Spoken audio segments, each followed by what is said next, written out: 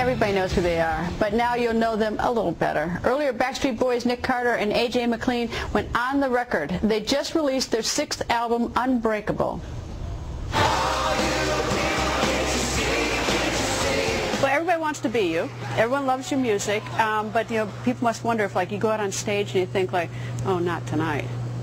You have nights here and there where you're just not. It could be something personal that you're going through that day, or you're just not feeling doing a show that night, and you just kind of grind through it. But even if any of us are having a really bad day or stressed out day, the minute you hit the stage, you kind of just dump that off. What's the best concert you've ever done? What's the most fun for you? Which one? I mean, we've had concerts in the past that have been phenomenal, like the playing like the Tokyo Dome like 2-3 nights in a row. I mean, we've been fortunate enough to go all over the world, and actually just recently we finally went over to Russia, and we played some gigs over in Moscow and in St. Petersburg, and it was amazing because we got a chance to walk around the Red Square and all sorts of things. Can you guys walk anywhere without being mobbed? I mean, if you really want to do it, you can, whether you wear a mask or... I just bought a mask yesterday that I'm going to start using. Yes. It's his face, right? Yes, I bought a Nick Carter mask. And but, like, I mean, it just depends. I mean, for me personally, it's a little hard because even if I wear long sleeves or a turtleneck, my hands are tatted, I could shave my whole part of my face, and it's still, like, you know, fans know.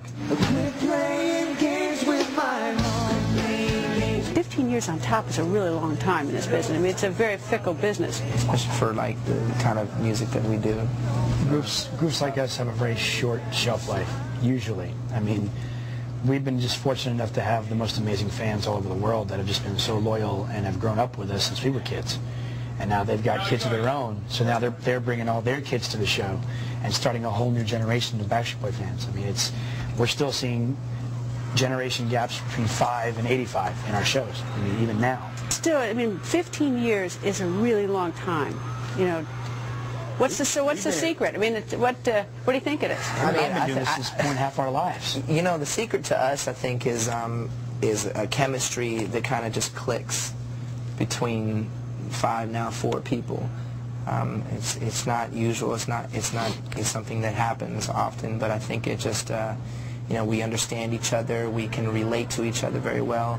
I mean, obviously we know the buttons that we can push with each other because we have done that in the past, and we really don't do that anymore.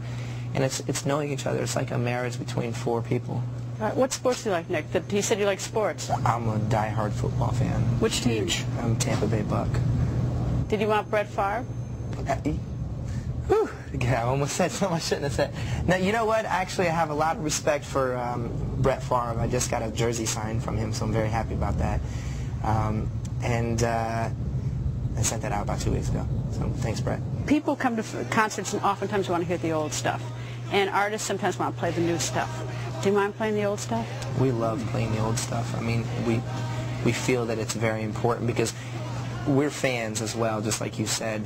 So if we went to a Boyz II Men concert, or we went to a Prince concert, you know, we want to hear Raspberry Beret, you know what I mean? Or we'd want to hear I'll Make Love to You, you know? So we understand, and I think that's why our fans love us so much and appreciate us, because we understand what it's like to be a fan. So we give them what they want. Do you ever think to yourself, like, oh my God, 100 million albums we've sold? I mean, do you realize? I mean, yes, it's 100 million, or it's 100 million. Do you know how many that is? That's a lot. It's a lot of albums. It is a lot. I mean, we're so fortunate and we're so grateful for that, you know. But at the same time, I feel that, you know, we feel as a group that we have so much more to achieve. And so much more that we want to. I mean, selling records is one thing, you know, and that's amazing that there's so many people out there that bought our records. But I think that we're in a rebuilding stage at this point. You know, we just lost Kevin, and I mean, he's still around. You know, I mean, but he's losing like that. But it's a kind of a rebirth of this group. What's the weirdest music you listen to? I mean, the weirdest in the sense that fans would be stunned to think that you have this music.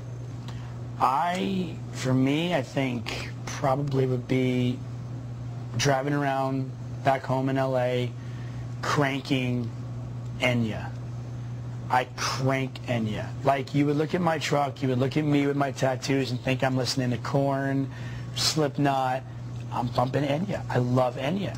In fact, I would love for us or me or any of us to do a duet with her. I think it'd be so much fun. She did it with Puffy, so why not do it with us? Love Enya.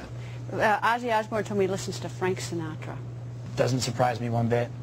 That's funny. Doesn't surprise me one bit. How about you, Nick? The kind of music that I like to listen to. No, what would shock people that I listen to? I don't think there's anything, to be honest with you. No, I'm strange when it comes to music. I mean, I love country music. You know what? People will be shocked to know that I listen to Charlie Daniels band. I am a freak for Charlie Daniels band. Why? My dad used to listen to it all the time and listen to him all the time. And, I mean, I pretty much know like all of his greatest hits and stuff like that. But we would always take like camping trips, and that would be the CD that my dad would play, Charlie Daniels' greatest hits.